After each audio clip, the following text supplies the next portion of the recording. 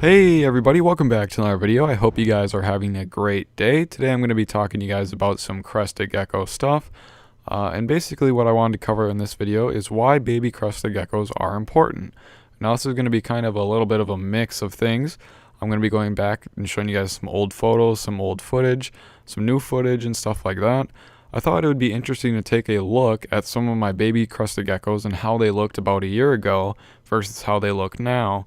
Now, the important thing here is to keep in mind is that these aren't exactly a year. Your gecko might change more or less than mine did, but it's still important to keep note that most baby Crested Geckos change quite a bit during their first year of life, and we're going to get right into it.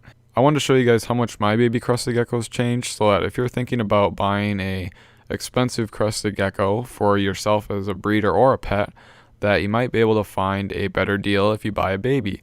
Now, personally, I would say that unless you're in a tight pinch or you're looking for something specific, there's a little bit less risk involved in buying adult Crested Geckos, but this is if you're a breeder or just looking for a pet.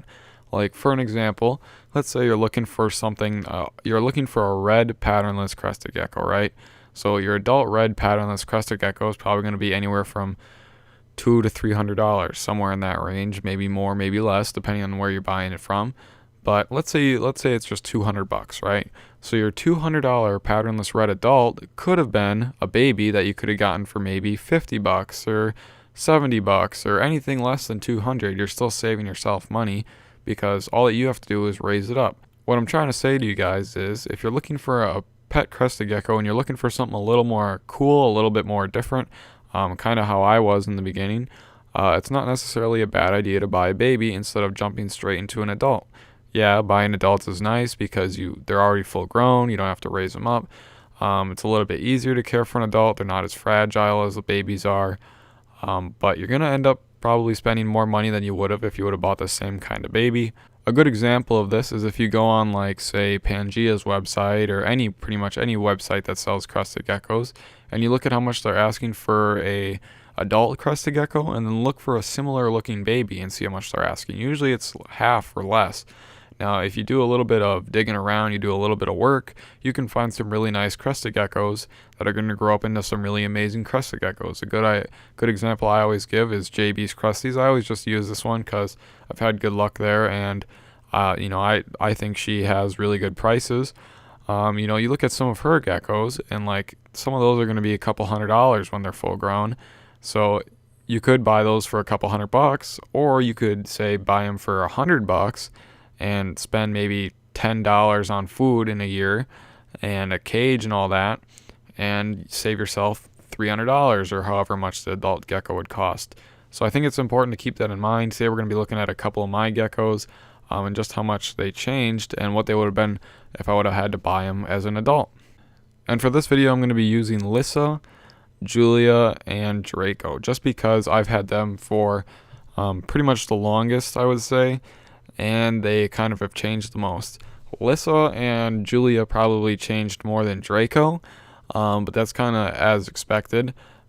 Julia actually kind of didn't throw me for a loop. I knew she was going to be a red. Lissa, however, threw me for a loop. When I bought her as a baby, I didn't expect she'd look like how she looks now. I don't even know what I thought she'd look like, but definitely not like what she looks like. As you guys can see, she is kind of a black, well, she is like black and like kind of a orangey kind of creamy mix on her back. Now when she was a baby, she was just dark brown, more orange, lots of cream, and at the time I didn't know how much Crested Geckos could change, so I just thought she'd be dark brown and look like that her whole life.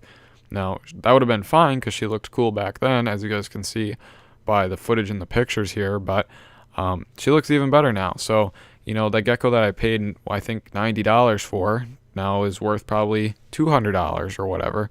And I saved myself that money that I could have spent buying an adult on buying a baby that turned out to be really nice. Now some babies aren't going to change as drastically as her. Some are going to kind of get a little bit better, but maybe not go the full way, if you know what I mean. I would say in general, if a Crested Gecko looks good as a baby, it's going to look better as an adult. I would say that's just a pretty general rule. Usually it doesn't go backwards where they look really nice as babies and get uglier as adults, if that makes sense. Usually they're going to improve, and some of them are going to improve drastically, but I'd say across the board, most of them improve at least a little bit. If not, they're nice as babies. So that's also something to keep in mind. An ugly baby doesn't mean an ugly gecko. It just means it's got to give it some time to grow. Now, taking a look at Julia here from the footage, this is old footage from sometime around this time last year. Now, when I bought Julia, she was actually, like, in the picture, she was fired up red, but she was actually more of a light tan brown color most of the time. And I didn't really see her getting red until like 6 months ago or so. Then she started to really pack on the red. But like, let's say you can't afford to pay the $50 shipping on a gecko online, right? So you have your 50 or 60 bucks and you're going to your local pet store, or your Petco or whatever, and you're looking for a crested gecko. And you see this little light brown one there. You might not think anything of it, just another brown gecko, right? Kind of boring, right? But now look at the footage of her from just today, and look at how red she is. If you saw this red gecko, you would have never guessed that it was just that light little brown one just a couple months earlier. So that's also something to keep in mind. That being said, though, just because you see a light brown crested gecko doesn't mean it's going to turn out bright red. It could just stay light brown, because that is the thing. But you also just have to kind of look at them. If you're seeing a little red, they might turn out red. Another good example of that would be Cherry, who I'm not going to show you today, but maybe I will in another year. She or he was fired up in the store, and I saw that she was red and, turned out to be a really nice red gecko. So that's also something to keep in mind. But, if you're looking around, you can't really buy one online, and you're looking in your pet stores, just keep in mind that those geckos can improve greatly. And the last gecko I have for you guys here today is something that most people might experience, or some of your geckos might go through. They're going to change, but they're not going to change a whole lot. Now, Draco is probably one of the ones who's changed, but not really changed. Like Lissa, from going to like dark brown to black, that's a pretty big change. Julia, brown to red, pretty big change. Draco, he's gotten a little darker. His cream has came in a lot more. His pinstripe, his back is a lot lighter and more white than it used to be. But overall, he's pretty much stayed the same. He hasn't went through any really drastic color changes. Nothing too major. Obviously, they're all going to change a little bit, but he's gotten a little bit better. Not as much as from when he was a baby. And he actually looks surprisingly similar as he did when he was a baby. And it's kind of funny because he just looks like a smaller version of himself, which, all geckos are, but it was just kind of cool because he didn't really change as much as the other ones did. And so, that's just kind of nice too. What they're going to look like when they're a baby, or pretty much what they're going to look like when they're an adult.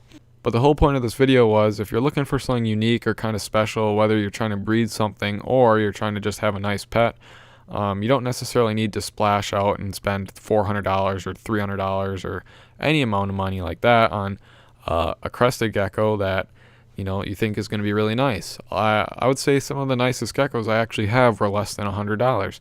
Lissa, who I paid 90 bucks for, I think, she's probably one of my favorite geckos. Also, just because of how dark she got, Not all geckos are going to go through that change, but, it's pretty nice for what I paid for her.